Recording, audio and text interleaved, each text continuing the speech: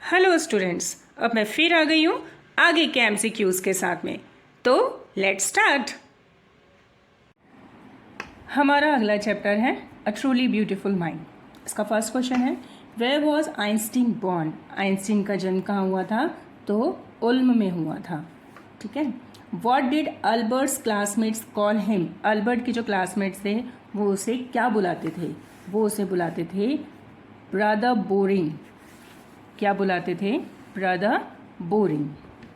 Then what did Einstein love to play with? Einstein को किन चीज़ों से खेलना पसंद रहता था? क्योंकि वो एक साइंटिस्ट थे, बचपन से ही उन्हें मैकेनिकल टॉयज से खेलना पसंद आता था। When did Einstein begin to learn playing the violin? उन्होंने वायलिन कब बजाना शुरू किया? At the age of 6। जब वो 6 साल के थे तभी उन्होंने वायलिन बजाना शुरू किया था। Okay. Where did Einstein wish to continue his study? Einstein अपनी पढ़ाई कहाँ पर कंटिन्यू करना चाहते थे? It's Switzerland. स्विट्जरलैंड में वो अपनी पढ़ाई कंटिन्यू करना चाहते थे। Whose genius still reason after 50 years of his death? किसकी जीनियस? जीनियस मतलब कि बुद्धिमानी की बात हम कर सकते हैं।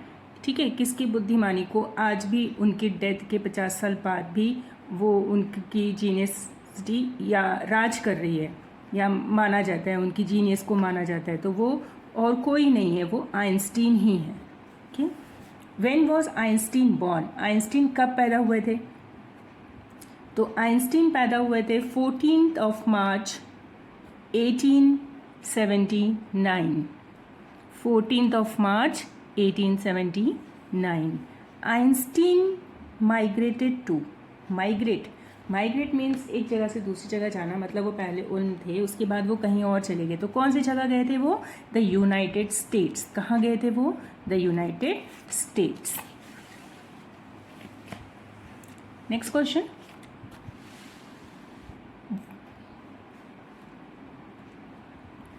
What did Albert's mother think of him? Albert Einstein की जो मदर है वो अपने बेटे के बारे में क्या सोचती थी? कि Albert was a freak. Albert was a freak. Freak यानी कि वो विचित्र हैं, सभी बाकी दूसरे बच्चों से वो अलग हैं। By what age did Einstein not learn to speak? कौन सी उम्र तक आइंस्टीन ने बोलना भी नहीं सीखा था? और वो थी 2.5 ईयर्स। 2.5 ईयर्स, 2.5 साल के होने के बाद भी उन्होंने बोलना नहीं सीखा था। How many times did Einstein utter a word when he learn to speak? और जब उन्होंने बोलना सीखा तो वो कितनी बार शब्दों को बोला करते थे, किसी एक शब्दों को बोला करते थे? तो वो ट्वाइस, यानी किसी भी शब्दों को वो 2 बार बोला करते थे। Okay. In which subject was Einstein gifted and interested?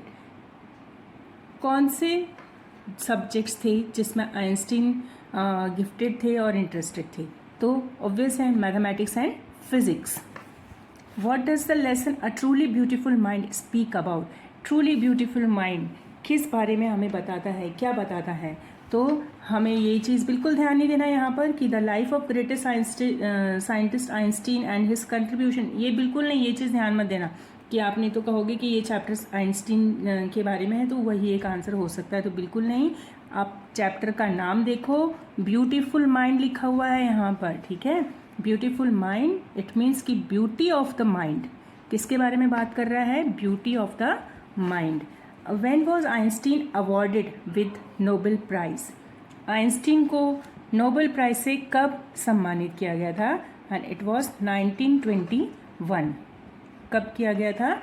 1921। Next है हमारा poem the lake isle of Innisfree. ठीक है। इसका फर्स्ट क्वेश्चन देखेंगे, who is the poet of the poem? The lake isle of Innisfree. इसके पोएट कौन है? तो कौन है? W.B. ईस्ट। कौन है? W.B. ईस्ट। Which place does the poet wants to visit in the poem the lake isle of Innisfree? इस पोएम में जो पोएट है वो कौन सी जगह विजिट करना चाहते थे? तो वो कौन सी जगह विजिट करना चाहते थे? A place of natural beauty Innisfree island. कहाँ पर? a place of natural beauty in Innisfree Island. Next question, where was the poet's childhood time spent in the poem? Okay, अपना बचपन उन्होंने कहाँ पर बिताया? उन्होंने अपना बचपन कहाँ पर बिताया? तो एट इनिसफ्री आइलैंड. कहाँ पर उन्होंने अपना बचपन बिताया? At Innisfree island. Next question है कि what kind of house did the poet want to have at Innisfree? Innisfree में वो अपना घर कैसा बनाना चाहते थे, किस तरह का घर उनको चाहिए था? तो मैंने आपको बताया था कि वुड और क्ले से वो अपना घर बनाना चाहते थे. ठीक है, तो आपको बस इतना ध्यान रखना है, a house made of wood and clay. What did the poet want to create for honey bee? Honey bee मालूम है आपको, मधुमक्खियाँ. और मधुमक्खियाँ कहाँ रहती हैं? मधुमक्खी के छत्ते में रहती है. तो उसको जो बोलते हैं इंग्लिश में वर्ड क्या है उसके लिए? हाइव. ओके, तो आपको बस हनी बी अगर है तो आपको हाइव को ही टिक करना है. How did the poet want to live at Innisfree? अब इनिसफ्री में पोएट किस तरह से रहना चाहते हैं या किसके साथ रहना चाहते हैं? With friends, with parents, with siblings and children. Siblings मालूम है, भाई बहन होते हैं जो है ना, रियल ब्रदर सिस्टर होते हैं, या बच्चों के साथ में. तो आपको मैं बता दूं कि वो किसी के भी साथ नहीं रहना चाहते थे, वो अकेले रहना चाहते थे. तो क्या आ जाएगा? नन. ओके, और अगर नन ना हो वहाँ पर या फिर अलोन लिखा होगा तो इसका आंसर होगा अलोन. नेक्स्ट है, name the plant poet want to grow at Innisfree. कौन से प्लांट्स वहाँ पर वो लगाना चाहते थे? तो बीन प्लांट. ठीक है, क्या लगाना चाहते थे? Been plant. 9 रोज बीन के वो लगाना चाहते थे. याद आया? Next question, what kind of scene is there at night in at Innisfree? किस तरह का सीन वहाँ पर होता था इनिसफ्री में रात के वक्त में? तो कैसा होता था? It was charming and glimmering. Okay, it was charming and glimmering. What kind of sound did the poet here eight Innisfree? किस तरह की आवाज़ें वो वहाँ पर सुनते थे? किस तरह की आवाज़ें सुनते थे? Pleasing buzzing music like sounds of बीज. आपको कुछ ध्यान नहीं रखना है, साउंड्स ऑफ बीज ध्यान रखना है. Okay, why did the poet want to go to Innisfree? अब पोएट इनिसफ्री क्यों जाना चाहते थे? तो आपको ये चीज़ मालूम होना चाहिए कि वो वहाँ पर अकेले रहना चाहते थे, अपने आप को फील करना चाहते थे, तो इसलिए ही वो इनिसफ्री जाना चाहते थे, है ना. तो to enrich his spirit and feel light away from the noise of the city के, कि वो शहर के शोर शराबों से दूर होकर वो अकेले रहना चाहते थे. व्हाट साउंड डज ईस्ट अर्न टू हियर? कौन सी आवाज़ें वो वहाँ पर सुनना चाहते थे या सुनने की उनकी इच्छा थी? तो मैंने आपको यहाँ बताया साउंड ऑफ बीज, तो आप ध्यान रखेंगे यहाँ पर. ठीक है, sound of bees. Evening full of linnets wings. Evening full of linnets wings. Linnets मैंने आपको बताया था एक बर्ड है ना. बर्ड कौन सी बर्ड है? नीलकंठ. ओके, कौन सी बर्ड है ये? नीलकंठ. तो evening full of Lynette wings, आपको बस ये देखना है, यहाँ पर लिनेट लिखा हुआ है तो यहाँ पर भी लिनेट में ही आपको करना है कि evening full of Lynette wings का मतलब है कि Lynette flying in the evening sky. शाम को लिनेट्स वहाँ पे फ्लाई कर रही है. नेक्स्ट जो चैप्टर है, the snake and the mirror. इसका फर्स्ट क्वेश्चन देखेंगे, what kind of house the doctor lives in? कि किस तरह का घर था जहाँ पर डॉक्टर रहता था. तो किस तरह का घर था? मैंने आपको पहले बताया था कि उनके जो घर में जो एक वो रेंट के घर में रहते थे, और वो ऐसा घर था झोपड़ी नुमा जिसमें लाइट भी नहीं होती थी. अनइलेक्ट्रीफाइड रेंटेड रूम. अनइलेक्ट्रीफाइड इट मीन्स कि वहाँ पर इलेक्ट्रिसिटी नहीं थी. रेंटेड यानी वो किराए से रहते थे. Okay, next question, doctors earning very much. Okay, तो this suggest that the income of the doctor की जो इनकम है, सिर्फ हम इनकम पे ध्यान दीजिए आपकी. डॉक्टर की जो इनकम थी वो कैसी थी? वेरी हाई भी नहीं थी, वेल पेड मतलब बहुत अच्छा उनको कोई कमाई नहीं होती थी. ल्यूक्रेटिव का मतलब होता है कि लाभप्रद, मतलब उससे उनको कोई फ़ायदा भी नहीं होता था. ठीक है, मॉडेस्ट का मतलब होता है कि मामूली सी.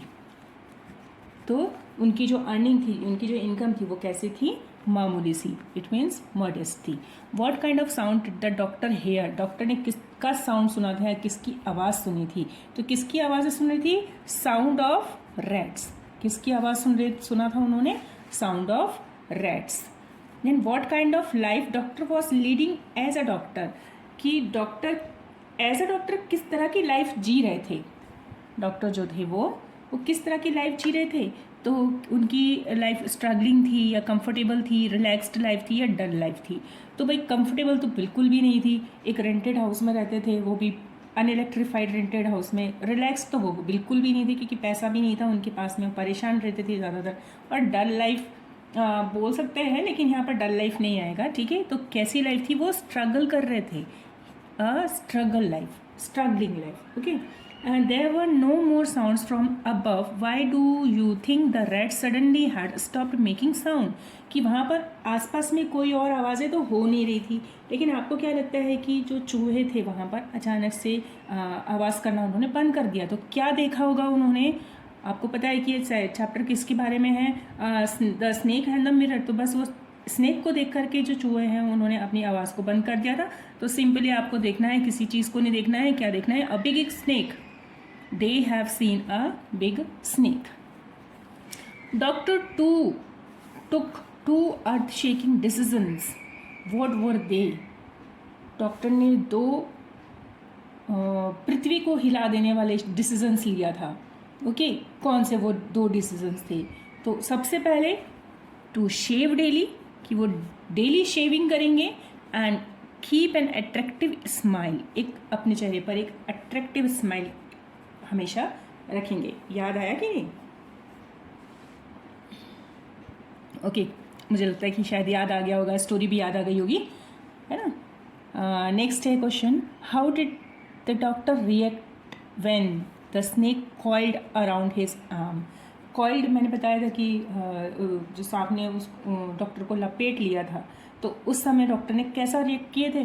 टेरिफाइड, डर गया था, वो डरा हुआ था, लेकिन टेरिफाइड हम इतना ज़्यादा नहीं डरा था, है ना? ही रैन अवे, भागा भी नहीं था। He was stupefied, didn't react as there was no time to do so. उन्होंने यहाँ पे लिखा है कि कुछ करने के लिए उनके पास समय नहीं था, इसलिए उन्होंने कोई रिएक्शन नहीं दिया। तो ये चीज़ तो नहीं सी, तो ही वॉज स्टूपिफाइड।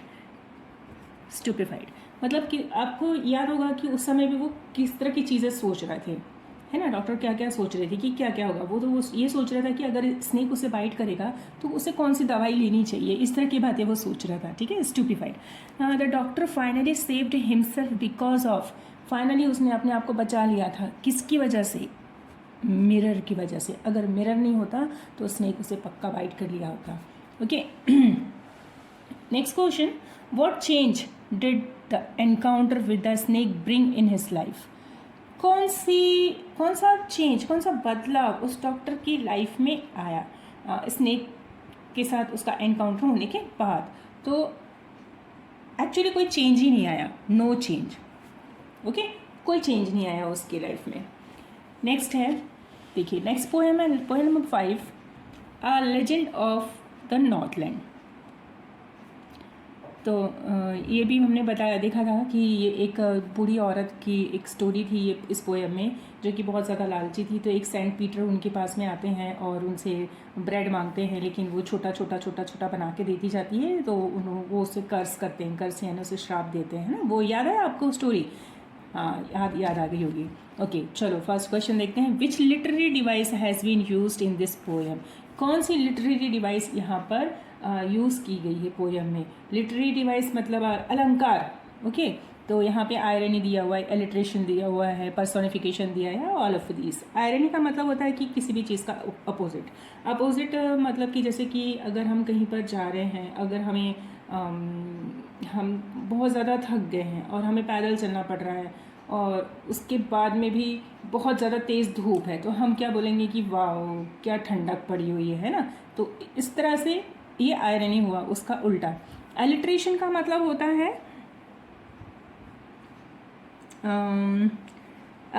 एलिट्रेशन अनुप्रास अलंकार होता है, ठीक है। एलिट्रेशन क्या होती है? अनुप्रास अलंकार होती है, जिसमें एक ही अक्षर को बार बार रिपीट किया जाता है ना।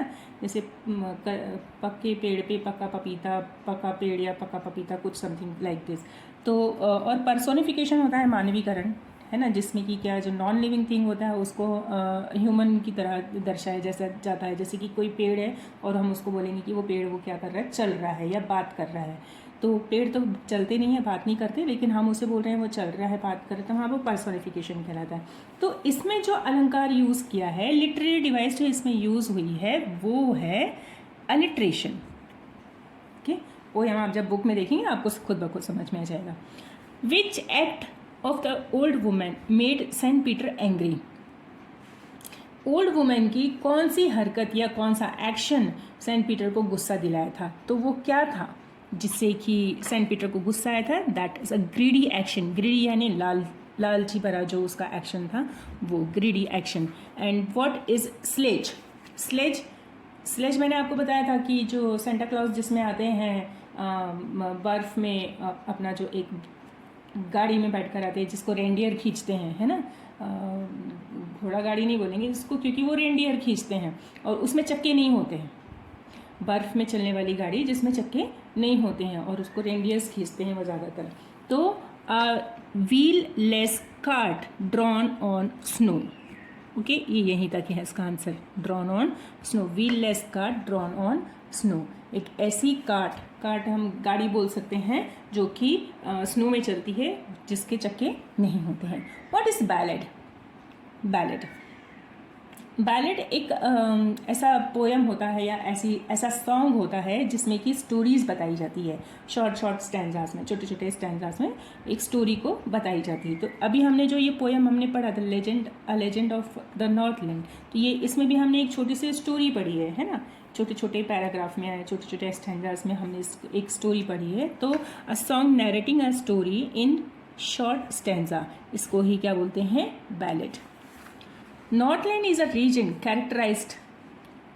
नॉर्थलैंड एक ऐसी जगह है जिसको किस तरह से उसने बताया है या कैरेक्टराइज किया है। तो कैसे बताया है कि वहाँ पे कैसा है? Long nights and short days. वहाँ पे कैसे है कि वहाँ की रातें लंबी हैं और दिन छोटे हैं। क्या है? रातें लंबी हैं और दिन छोटे हैं। अगला क्वेश्चन है, what was the work of Saint Peter? Saint Peter का काम क्या था? तो वो क्या काम करते थे? एक जगह से दूसरे जगह बस जाते रहते थे। तो सिंपल, ट्रैवल करते थे वो एक जगह से दूसरी जगह। Travelling from one place to other. Travelling from one place to other. What is the message of the poem a legend of the northland? इस पोएम का मैसेज हमें क्या मिलता है?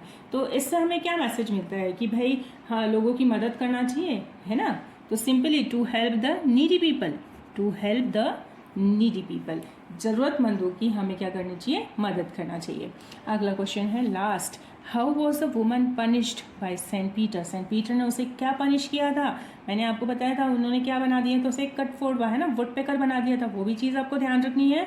और साथ ही साथ कि उसे क्या कर्स दिया था या किस तरह से कर्स किया था। तो he cursed a hard life and scanty food. Hard life एक उसके लिए मुश्किल लाइफ उसको, और साथ ही साथ स्कैंटी फूड मतलब कि हम बोल सकते हैं अल्प भोजन, कम खाना उसको मिलेगा उसमें, और उसको खाने के लिए भी क्या करना पड़ेगा? बहुत ज़्यादा मेहनत करनी पड़ेगी। ओके, तो ध्यान रखना है कि क्या कर्स किया था। He cursed a hard life and scanty food. याद रखो, अगर आपको इसमें भी नहीं समझ में आ रहा, अगर आप यहाँ कंफ्यूज हो रहे हैं तो कर्स्ड याद रखो। कर्स्ड यानी श्राप देना। तो ये एक वर्ड यहाँ पर है। और अगर वो बोल रहे, अगर क्वेश्चन नेक्स्ट आता है कि भाई किस में उसको चेंज किया था, तो आपको ध्यान होगा कि किस में चेंज किया था। That is a would picker. Okay, अगला चैप्टर है माई चाइल्डहुड। तो माई चाइल्डहुड याद आया किसका चैप्टर है ये? यस, एपीजे अब्दुल कलाम का। तो who is the author of the lesson my childhood? Simply APJ Abdul Kalam. बिल्कुल इनको भूलना नहीं है। When did Kalam become India's 11th president? 11th president कब बने थे? तो 2002। कभी कभी क्वेश्चन ये भी आता है कि 11th president, who was the 11th president of India? तो वहाँ दूसरे और ऑप्शंस आते हैं। तो आपको 11th प्रेसिडेंट का नाम देना है तो आपको कलाम का ही नाम याद रखना है ना, APJ Abdul Kalam. Where was Kalam born? Kalam का जो जन्म है वो कहाँ हुआ था? तो it was at Rameswaram, Madras state. कहीं और ध्यान नहीं रखना है, ये सब कुछ भी नहीं, तमिलनाडु, कर्नाटक, चेन्नई, ये सब कुछ नहीं। कहाँ पर? Rameswaram, Madras state. What did Kalam's father teach him? Kalam के फादर ने उनको क्या सिखाया था? टू फिश, फिशिंग करना सिखाया था, मछली पकड़ना? No. Honesty and well discipline, क्या सिखाया था? Honesty and well discipline. Okay, fighting whiting तो कुछ नहीं सिखाया, आरोगेंसी तो उनके अंदर थी ही नहीं कभी। Who gave emotional and material security to Kalam? Kalam ji को इमोशनल एंड मटेरियल सिक्योरिटी किसने दी है? तो इमोशनल एंड मटेरियल सिक्योरिटी का मतलब क्या होता है कि मतलब जो हमारे लाइफ के लिए कुछ जो नॉन लिविंग थिंग्स की ज़रूरत पड़ती है, जैसे कि चेयर हो गया, कपड़े हो गए, बैग हो गया, बुक्स हो गए, तो ये सारी चीज़ें कौन देता है? इमोशनल सिक्योरिटी भी कौन देता है हमें? ये सारी चीज़ें कौन देता है? पेरेंट्स देते हैं, और कोई नहीं देता। ठीक है, तो ध्यान रखना है आपको, कौन? His parents. Who was Kalam's close friend? Kalam के सबसे ज़्यादा क्लोज फ्रेंड कौन थे? यहाँ पे सीधा सीधा नाम दिया हुआ, बाकी किसी को ध्यान रखने की ज़रूरत नहीं है। कौन थे? रामनाथ शास्त्री। ओके, शमसुद्दीन नहीं थे। शमसुद्दीन कौन थे? उनके जिया जी थे। Who use to avoid all essential comforts and luxuries? किन्होंने हर तरह के कंफर्ट्स और लग्जरीज को अवॉइड किया था? किन्होंने अवॉइड किया था? उनके दोस्तों ने, उनके अंकल ने, उनकी ग्रैंड मदर ने। ऑस्टर फादर मतलब पूर्वज। किन्होंने किया था? ऑस्टर father. How was his childhood? उनका बचपन कैसा था? उनका बचपन कैसा था? हमने देखा था कि उन्होंने बहुत ज़्यादा मेहनत की थी, बहुत ज़्यादा छोटी छोटी अर्निंग्स की थी, छोटे छोटे काम किए थे उन्होंने, है ना। तो इट मीन्स कि फुल ऑफ स्ट्रगल। कैसा था उनका बचपन? Full of struggle. Dina money किसी का, किसी इंसान का नाम नहीं है ये। किसका नाम है ये? It's a newspaper, don't forget. Dinamani is a newspaper. Who invited doctor Kalam to his home for meal यानी भोजन के लिए किसने बुलाया था उनको अपने घर पर? तो किन्होंने बुलाया था? His science teacher. किसने बुलाया था? Arts teacher. किन्होंने बुलाया था? Science teacher. Arts teacher, best friends, ये सब किसी ने नहीं बुलाया था, साइंस टीचर ने बुलाया था। याद है ना, उनकी वाइफ ने उन्हें बाहर बिठा कर खाना खिलाया था, किचन में आने नहीं दिया था उनको। Okay, doctor Kalam use to collect यानी जमा करना। क्या जमा किया था उन्होंने? टैमरिन सीड्स, इमली के बीज जमा किए थे उन्होंने। ठीक है ना, याद आया कि नहीं याद आया? Okay, next question. Who use to arrange the boats now carrying idols of the lord? तो कौन अरेंज करता था? नाव का अरेंजमेंट कौन करता था? जो कि आइडल्स होते थे, यात्री जो होते थे, तीर्थयात्री जो यात्री के लिए तीर्थ यात्रा के लिए जाते थे, तो उनको नाव में बिठा करके कौन लेके जाता था? कौन नाव का अरेंज करता था? तो वो कौन थे? कलाम की फैमिली, कलाम्स फैमिली, वही लोग करते थे। Okay, let's see the next poem, no men are foreign. What does the title of the poem no men are foreign convey? तो नो मैन आर फॉरेन जो है टाइटल इसका, ये क्या बताता है, क्या कन्वे करता है, क्या मैसेज कन्वे कर रहा है ये? All the people belong to the same earth, people belong to one country, all people should live in one country, none of these. तो क्या बताता है कि जो लोग हैं they all belong to one country, वो और एक ही देश को बिलोंग करते हैं। ठीक है। What message does the poem no men are foreign convey? अब मैसेज क्या देता है? अभी वो हमें मैसेज क्या देता है? तो मैसेज क्या देता है कि इक्वालिटी एंड ब्रदरहुड, इसको बोलते हैं हम एकता और भाईचारा। What is no men are foreign poem emphasising? किस बात पर ये जोर देते हैं? किस बात पर ये जोर देता है? ये पोएम जो है वो किस बात पे जोर देता है? ऑल पीपल आर इक्वल, कि सारे के सारे जो लोग हैं वो इक्वल है ना। यहाँ पे डिफरेंट दे रहा है, मतलब अलग हैं या डिफरेंट कंट्रीज, तो ये चीज़ें नहीं आएगी यहाँ पर। क्या आएगा? All people are equal. फिर who have created border discriminations and countries according to the poet? किन लोगों ने देशों के बीच में बॉर्डर बना दिया है, डिस्क्रिमिनेशन कर दिया है कंट्रीज़ के बीच में, है ना, और कंट्रीज़ को अलग अलग इसमें बांट दिया है। तो किसने किया है? नेचर ने किया है क्या? नेचर ने नहीं किया है। गॉड ने किया है क्या? गॉड ने भी नहीं किया है। पीपल देमसेल्व्स, लोगों ने खुद किया है। Then how do we pollute the earth according to the poet? हम अर्थ को किस तरह पोल्यूट कर रहे हैं according to the poet, poet के अनुसार? तो by throwing waste, by hating and killing others, और बाय कटिंग ट्रीज? बिल्कुल नहीं, हम एक दूसरे से नफरत कर रहे हैं और एक दूसरे को मार रहे हैं। इस तरह से ही हम अपनी धरती को पोल्यूट कर रहे हैं। What do we do when we hate others according to the poet?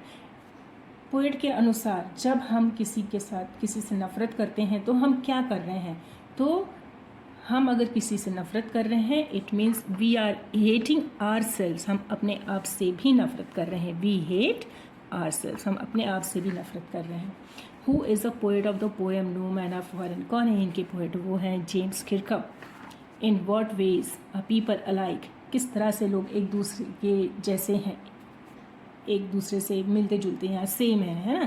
तो ये पूछ रहा है किस तरह से।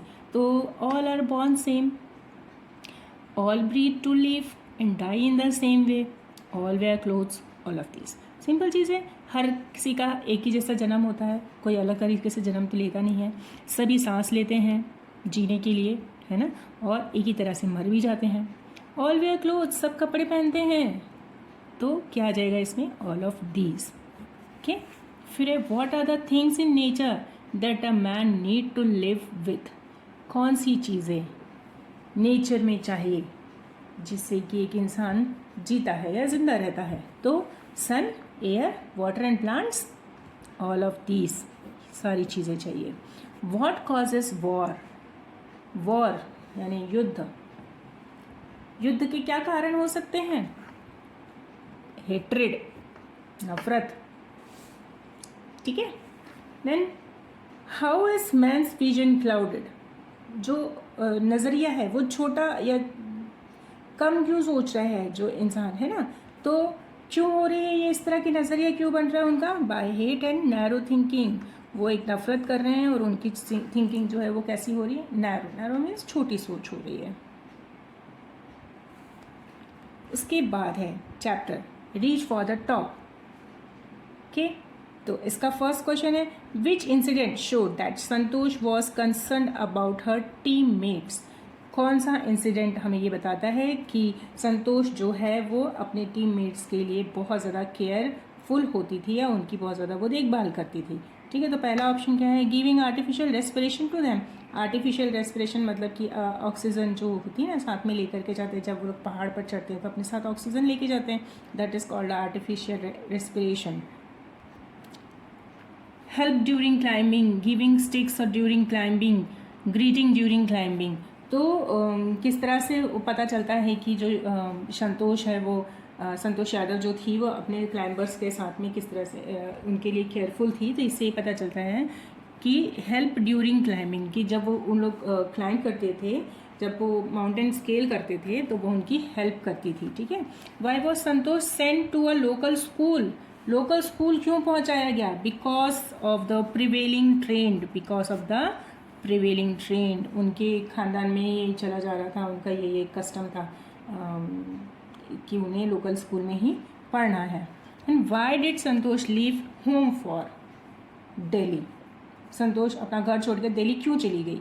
तो आपको मैंने बताया था कि जैसे ही वो 16 ईयर्स की हुई थी तो उसके पेरेंट्स जो है उसे शादी के लिए फोर्स करने लगे थे, लेकिन वो आगे पढ़ना चाहती थी। तो to get proper education and avoid marriage, to get proper education and avoid marriage.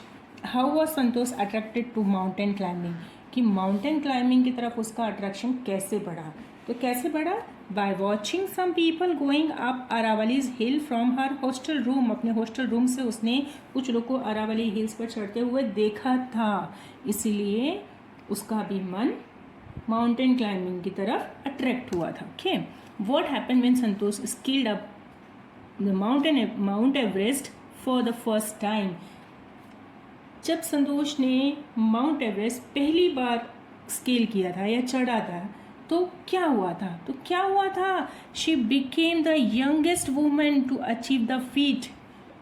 Youngest women, वो सबसे छोटी लड़की थी, छोटी लेडी थी जिसने कि माउंट एवरेस्ट चढ़ाई की थी. During her training period other peoples would come in at 11 PM and order Maria to. Maria याद आई, Maria Sharapova.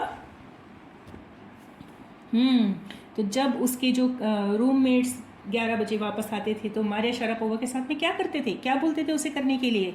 To clean the room, कमरा साफ करवाते थे उससे. याद आया कि नहीं याद आया? छोटी सी बच्ची थी, बाकी सारी लड़कियां जो थी वो उससे उम्र में थोड़ा बड़ी थी. तो जब भी वो लौट कर आती थी तो मारिया शारापोवा को कहती थी कमरा साफ करो. Sharapova loved reading novels. उसे शारापोवा को नॉवल पढ़ना बहुत पसंद था. तो किसके पढ़ती थी? किसी को ध्यान मत दो. तो सीधा सीधा कौन है वो? आर्थर कॉनन डोले. आर्थर कॉनन डोले. अलग सा नाम है ये, थोड़ा अलग ही दिख रहा है ये नाम, हो ना. तो हमें बिल्कुल कंफ्यूज नहीं होना है, ध्यान रखना है इस चीज़ का. Arthur Conan Doyle. What's Sharapova's mantra for success? Sharapova का सक्सेस मंत्र क्या था? Being competitive, working hard, respecting her job. कि कॉम्पिटिटिव बनना है, हार्ड वर्क करना है और अपनी जॉब के रिस्पेक्ट करना है. तो ऑल ऑफ दीज, ये सारी चीज़ें.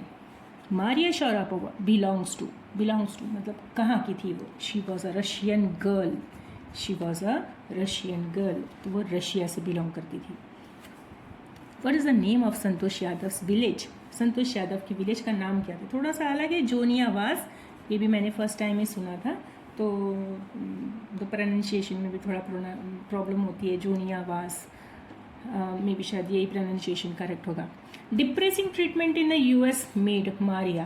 तो डिप्रेसिंग ट्रीटमेंट उसके साथ में जो हो रहा था मारिया का US में, कि जैसे कि वो जो लड़कियां थी उसकी रूममेट्स, तो वो उससे काम करवाती थी, उससे परेशान करती थी, है ना. तो ये जो मोमेंट था, तो इस मोमेंट से मारिया शारापोवा के अंदर में क्या चेंजेस आया, वो उसमें क्या बदलाव आया, या वो कैसी हो गई? तो वो क्या वीक हो गई थी, नर्वस हो गई थी, टिमिड यानी डरपोक हो गई थी, या फिर टफ? तो वो कैसी हो गई थी? टफ, मजबूत हो गई थी. ओके. यहाँ पे जो है ना 146 के बाद डायरेक्ट 147 क्वेश्चन दे दिया है. और ये जो है ये पोएम है on killing a tree. On killing a tree का क्वेश्चन है ये. थोड़ा सा इन्होंने हेडिंग नहीं डाला है यहाँ पर, तो इनको डालना चाहिए था हेडिंग, मगर डाला नहीं है, वो भूल गए होंगे डालना. ओके. तो ऑन किलिंग अ ट्री का first question, what does a tree symbolise in this poem? किस चीज़ को सिंबलाइज कर रहे हैं, किस चीज़ को दर्शा रहे हैं जो पेड़ हैं इस पोएम में? तो किसको दर्शा रहे हैं? प्रॉस्पेरिटी को? हाँ, ग्रीनरी को बिल्कुल भी नहीं. तो किसको दर्शा रहे हैं? Deep rooted evil. Deep rooted evil मतलब कि गहराई में जो जड़ें हैं, वो हम बोल सकते हैं कि दानव जड़ें, जो कि बहुत ज़्यादा अंदर गहराई में दबी हुई हैं, है ना. एविल यानी बुरे लोग, बुरी आत्माएं, जिससे जो भी. कि what helps the tree to grow? अब ट्री को बड़ा होने के लिए क्या हेल्प करते हैं? एयर. क्या हेल्प करती है? Air. What killed the tree? Tree को क्या मारता है, कैसे मरता है? तो scorching and chopping. Scorching and chopping मालूम है आपको, कि उसे काटना, छीलना. हाँ, फ्लड्स यानी बाढ़ आती है तभी तो पेड़ मर जाते हैं. Irresponsible behaviour. उनके साथ इर्रेस्पॉन्सिबल बिहेवियर का मतलब होता है कि उन्हें काट देना या उखाड़ के फेंक देना, उनके साथ में ठीक से बिहेव नहीं करना, मतलब उनकी केयर भी नहीं करना, इर्रेस्पॉन्सिबल बिहेवियर. तो ये सारी चीज़ें हैं जिसकी वजह से जो है कि एक पेड़ मर जाता है. तो ऑल ऑफ दीज आंसर क्या होगा इसका? All of these. अगला क्वेश्चन है how do the tree die? अब जो पेड़ है वो किस तरह से मरते हैं, किस तरह से मरते हैं? और ये जो व्हाट किल द ट्री मतलब कैसे मारते हैं, है ना. तो किस तरह से मारते हैं? When they don't get water, when they don't get manure, when their roots are uprooted, when we cut it with knife और चाप. तो जब उन्हें पानी नहीं मिलता है तब वो मर जाते हैं, है ना. जब उन्हें पानी नहीं मिलता है तो वो मर जाते हैं. नेक्स्ट क्वेश्चन है इसका, what does the poet equate killing tree with? कि पेड़ों को मारने की जो एक्शन है उसको उन्होंने, पोएट ने किसके साथ में समांतर बताया है, किसके साथ उसको इक्वल बताया है? तो किसके साथ इक्वल बताया है? Killing human beings. किसके साथ इक्वल बताया है? Killing human beings. ओके, चलिए अगला चैप्टर काठमांडू। याद आया? काठमांडू में हम 2 जगह घूमने गए थे। कौन सी जगह घूमने गए थे? एक पशुपतिनाथ टेम्पल गए थे और एक बौद्धनाथ स्तूप गए थे, है ना। तो उसी के बारे में क्वेश्चन है यहाँ देखिए। तो why does the author find himself unable to tear away from the square?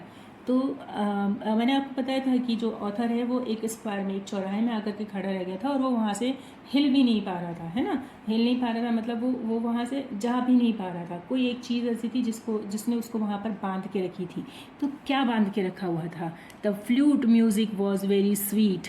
The flute music was very sweet. वहाँ पे जो फ्लूट सेलर था, वो जो बांसुरी बजा रहा था, वो जो आवाज़ थी वो बहुत ज़्यादा स्वीट थी। इस वजह से वो वहाँ से हिल भी नहीं पा रहा था, उसे इतनी ज़्यादा प्यारी लग रही थी वो आवाज़।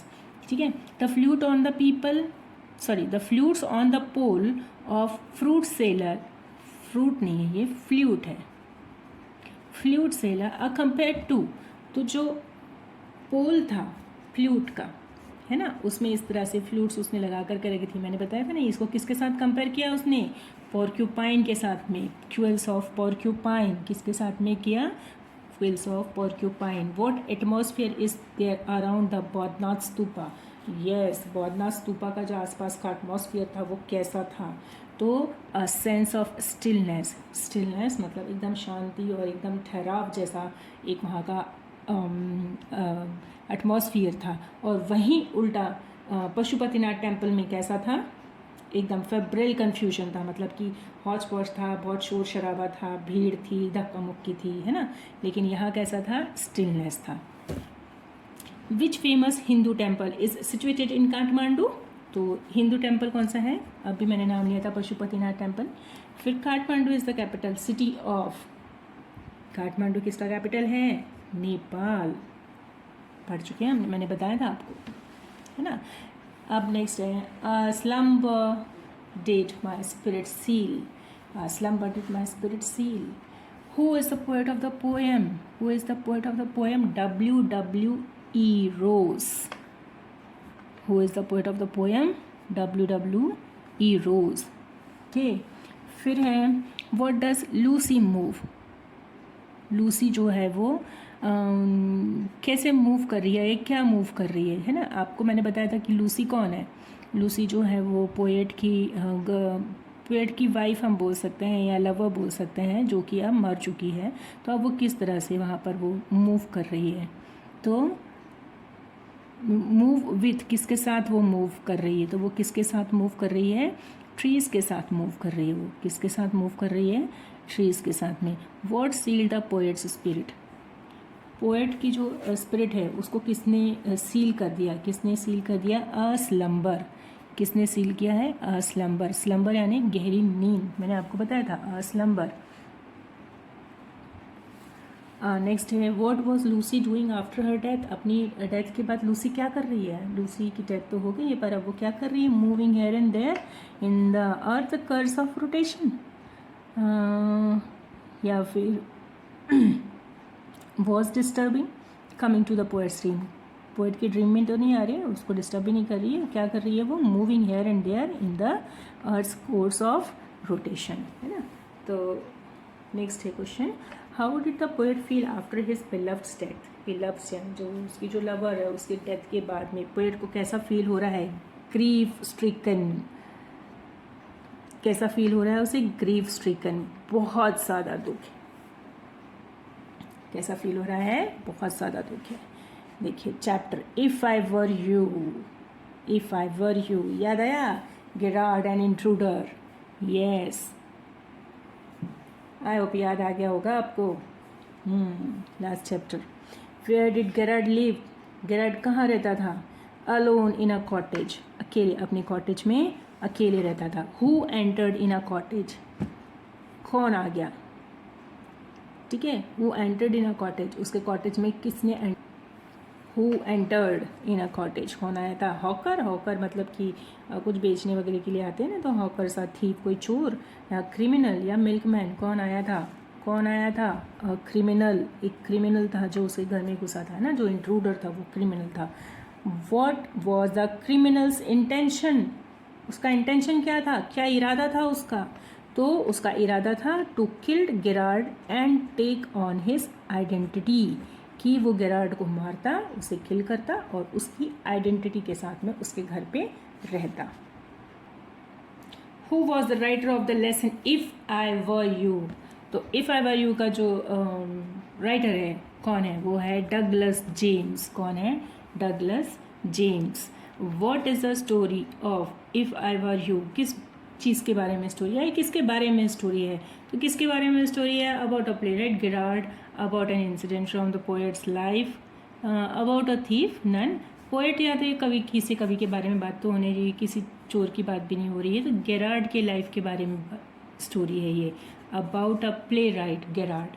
ठीक है। When did the intruder enter Gerard's house, intruder ने गेरार्ड के घर में कब एंटर किया था। मैंने आपको बताया ना कि वो क्या कर रहा था, उसने बैग पैक किया था और वो फ़ोन कॉल पे बात कर रहा था और वो बस जस्ट कहीं बाहर जाने के लिए रेडी था, है ना, और तभी इंट्रूडर उसके घर में एंटर करता है। तो when he was about to leave for a rehearsal, yes वो रिहर्सल के लिए जाने वाला था अपना बैग लेकर के, है ना, रिहर्सल के लिए जाने वाला था, ध्यान रखना, अबाउट टू लीव यानी जाने वाला था।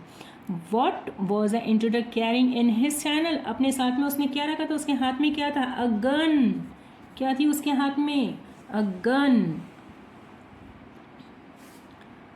Why was a police looking for the intruder, police intruder के पीछे क्यों पड़ी हुई थी, पुलिस जो है वो इंट्रूडर के पीछे क्यों पड़ी थी, क्या उसने चोरी किया था, या उसने कहीं बैंक में रॉबरी की थी, या जेल से भागा था, नहीं नहीं, वो उसने एक मर्डर करके आया था, याद है ना किसका मर्डर किया था, एक कॉप का मर्डर, कॉप है पुलिस का मर्डर किया था उसने। ठीक है, ध्यान रखना इस चीज़ को। And why did the intruder want to know everything about Gerard before killing him, तो इंट्रूडर गेरार्ड को मारने से पहले उसके बारे में हर एक चीज़ क्यों जानना चाहता था, क्यों जानना चाहता था, मैंने बताया था कि जो गेरार्ड है वो इंट्रूडर की फिजिक्स से थोड़ा सा मैच करता था, है ना, हाइट पर्सनालिटी से मैच करता था, तो इंट्रूडर ये चाहता था कि वो उसे मार करके उसकी आइडेंटिटी लेकर के वहाँ पर वो रहने लग जाए, सिंपल ये चीज़ याद रखना। तो टू इमिटेट हिम, इमिटेट मतलब उसकी तरह बिहेव करना है, उसकी तरह बनने के लिए, है ना, उसकी तरह बनने के लिए। How did Gerard befool the intruder, Gerard ने इंट्रूडर को कैसे फूल बनाया, कैसे बेवकूफ़ बनाया, तो कैसे बेवकूफ़ बनाया, by asking him to peep out to look for police outside, peep यानी झाँक करके देखना, मैंने आपको बोला था ना, कोई दरवाजे के बाहर वो कहता है कि फ़ोन, अभी मेरे एक फ्रेंड का उसने कॉल किया कि बाहर पुलिस खड़ी है उसको, और उसने आपको अगर यकीन नहीं होता तो आप झाँक करके देख लो दरवाजे से खोल करके, है ना, तो वो उसको बोलता है कि by asking him to peep out to look for police outside.